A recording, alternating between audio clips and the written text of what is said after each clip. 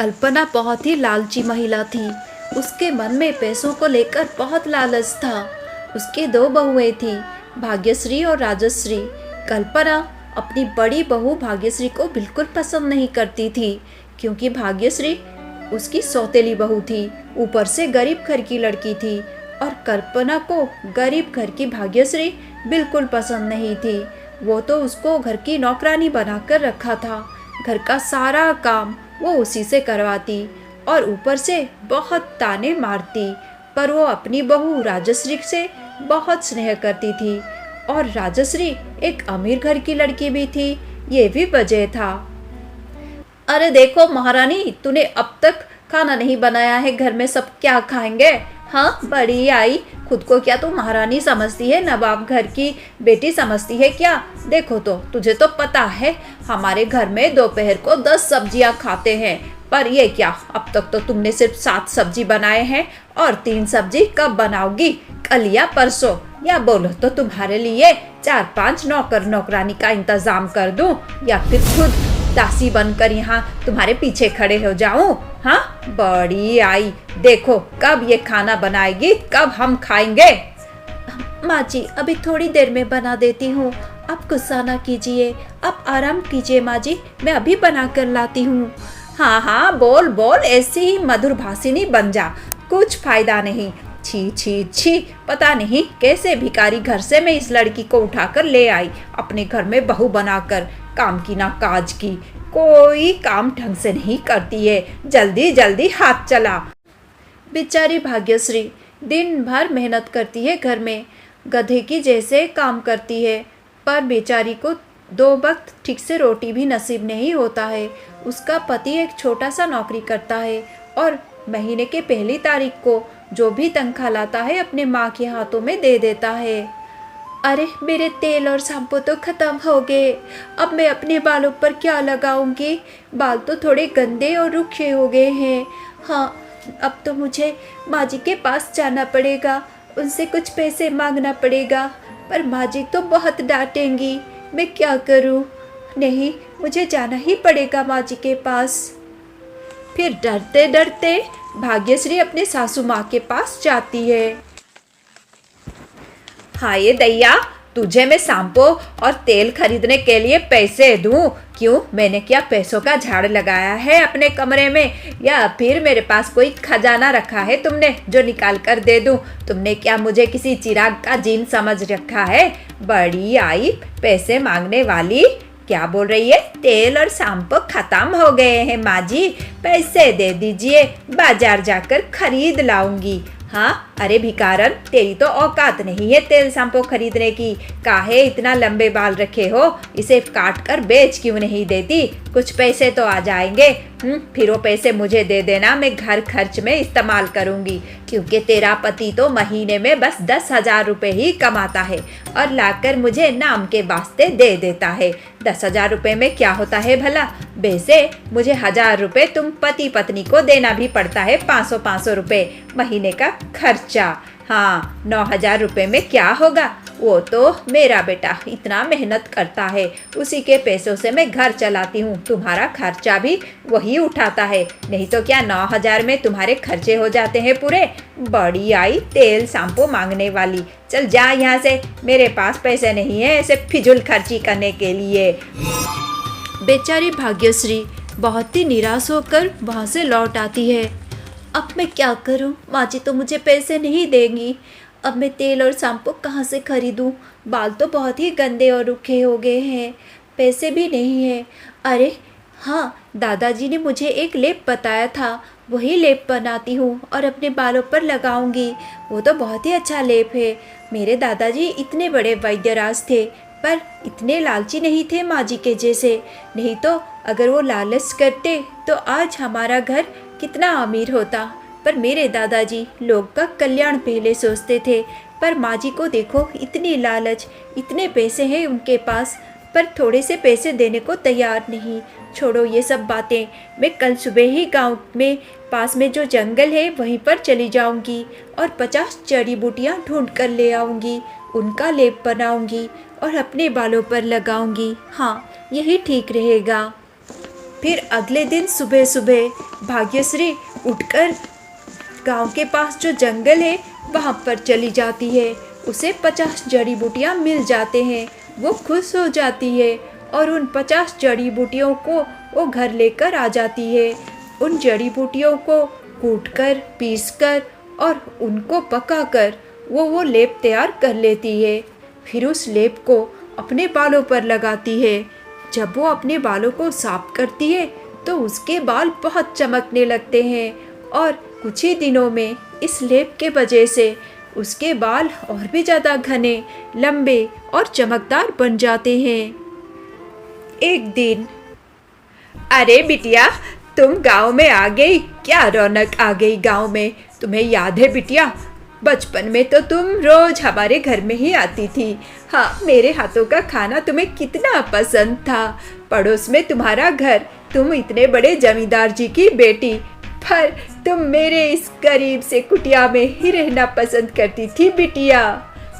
मौसी जी, मुझे याद है, मैं तो आपसे बहुत प्यार करती हूँ बचपन से और आपके हाथों का खाना मुझे बहुत पसंद है। आपको पता है शहर में मैं कितना मिस करती हूँ आपके हाथों का खाना। अरे हाँ हाँ बिटिया, मैं भी तुझे बहुत ही ज़्यादा मिस करती हूँ। हाँ ओ मौसी जी, रोना बंद करो ना, आप कितनी प्यारी हो, कितनी स्वीट हो। अरे बिटिया, तो भी बहुत प्यारी है, बहुत स्वीटू है। क्यों ना होगी, जमींदार जी की बेटी जो है बचपन से, इसीलिए तो मैं इसे इतना लाड दुलार करती थी। इस वजह से तो जमींदार जी की पत्नी मुझे कितना कुछ दिया है उपहार। हाँ, अरे बिटिया, मैंने सुना है शहर में तुम्हारी बहुत बड़ी नौकरी लग गई है। हाँ, ये तो सच बात है, सब भगवान की कृपा है मौसी जी। मौसी जी, आज तो मैं एक काम से आई हूँ, आपको मेरी मदद करनी होगी। इतने दिन से परेशान हूँ मैं, मेरा काम हो ही नहीं रहा है। अगर आप चाहें तो पल भर में हो जाएगा। अरे बिटिया, क्यों नहीं, क्यों नहीं, मेरी बेटी कुछ चाहे मुझसे और मैं मना करूँ, ऐसा हो ही नहीं सकता बिटिया। बोल, क्या चाहिए तुझे।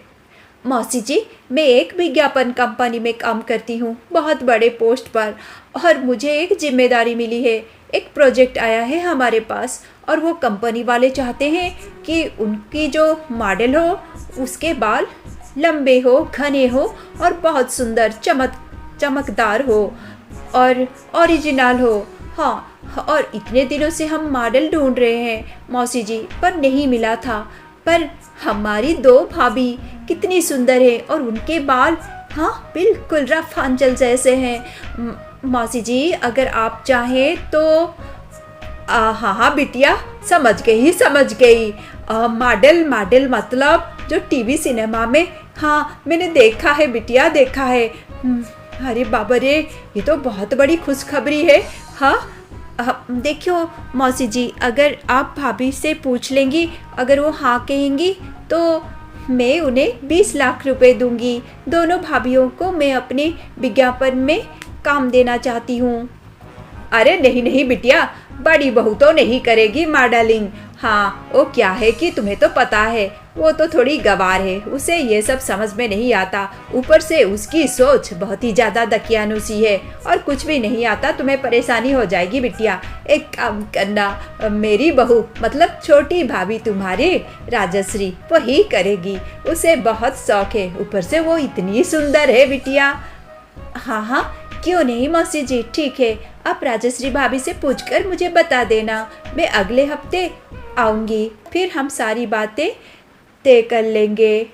अरे बिटिया, उससे क्या पूछना, मैंने बोल दिया ना, वो करेगी। हाँ हाँ बिटिया, जरूर करेगी। क्या माँ जी, 20 लाख रुपए? एक विज्ञापन में मैं मॉडल बनूंगी और मुझे 20 लाख रुपए मिलेंगे? हाँ बिटिया, हाँ, सोनिया बिटिया ने मुझे यही सब बोला। तुम अगर चाहो तो। हाँ हाँ माँ जी, मेरा तो बचपन से ही सपना है कि मैं मॉडल बनूं, हीरोइन बनूं। 20 लाख रुपए मुझे मिलेंगे? अरे बिटिया, मतलब हमें मिलेंगे। मैंने ही तो तुम्हारा नाम बोला था उसे, नहीं तो वो तो बड़ी बहू उस कलमोही को अपना मॉडल बनाना चाहती थी।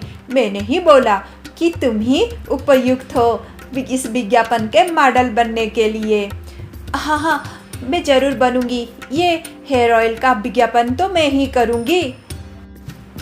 अरे बाबा रे, हेयर ऑयल का मॉडल बनूंगी मैं।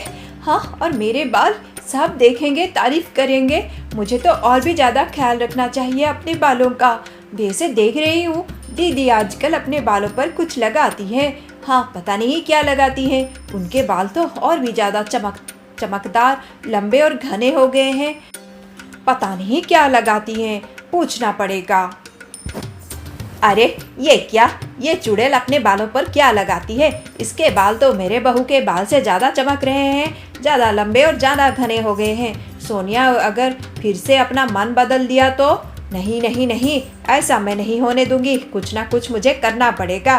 क्या करती है ये महारानी? वैसे मैंने देखा है ये अपने बालों पर कोई लेप लगाती है। हाँ, मुझे कुछ ना कुछ करना पड़ेगा। उस दिन रात को कल्पना चुपके से जाती है भाग्यश्री के कमरे में और उस लेप में वो कुछ मिला देती है। हाँ, हो गया ना मेरा काम। अब लगा ले, जितना लगाना है लेप को लगा ले। हाँ, अब इसके सर पे बाल नहीं रहेंगे। जैसे गधे के सर से सींग गायब है, ऐसे ही इसके सर से बाल गायब होने वाले हैं।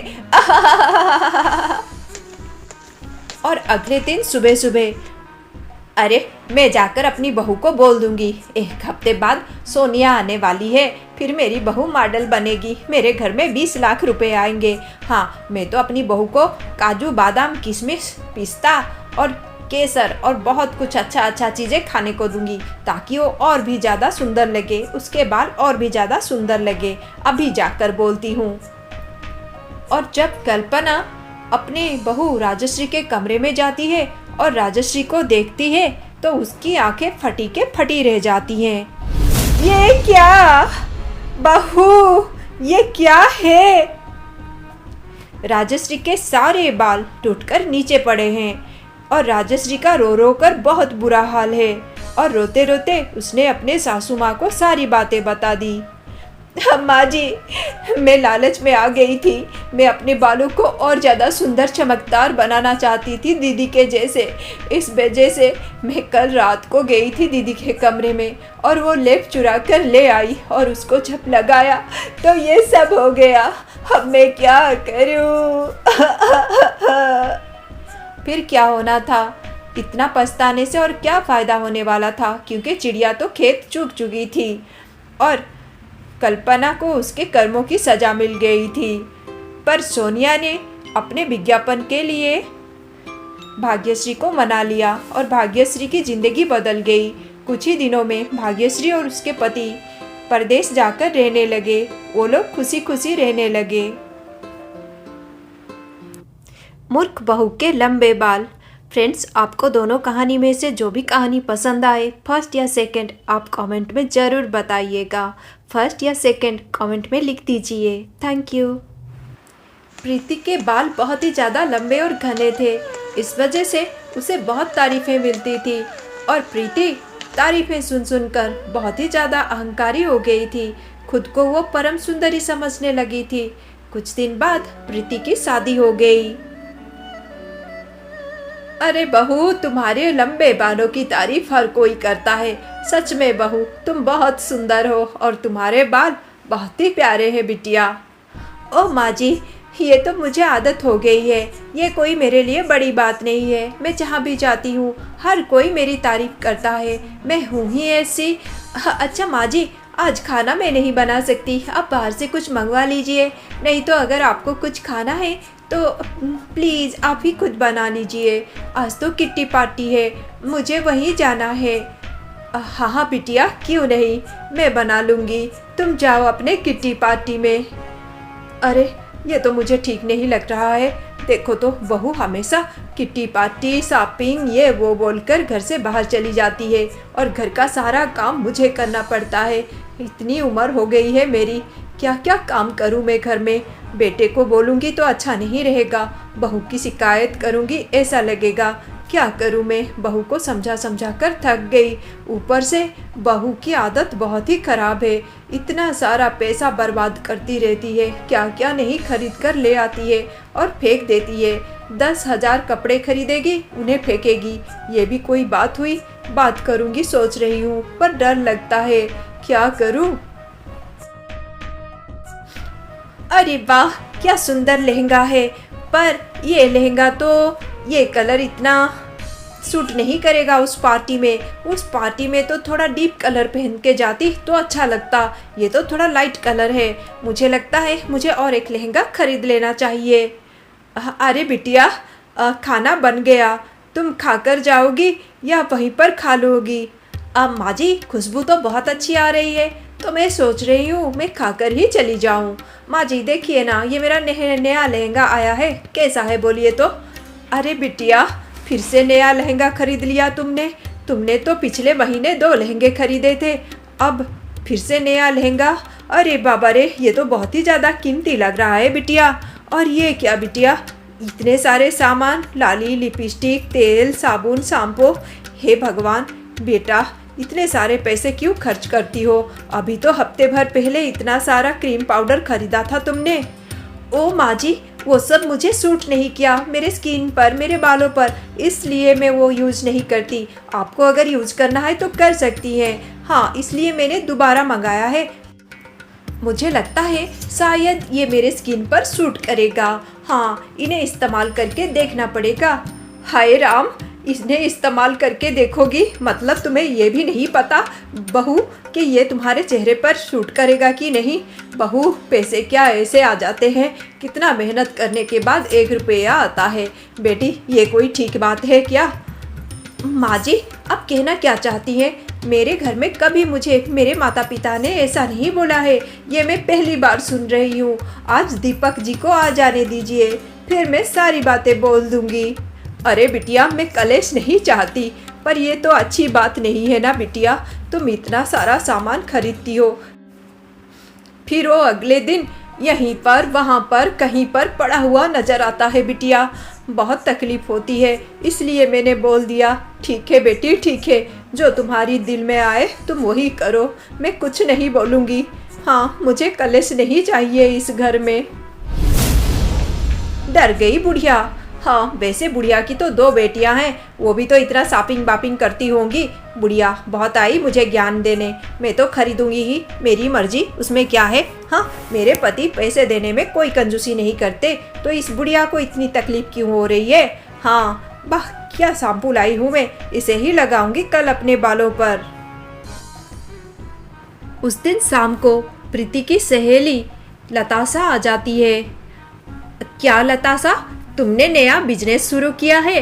हाँ, हमने तो नया बिजनेस शुरू किया है, और देखो ना, मैं कुछ प्रोडक्ट लेकर आई हूँ।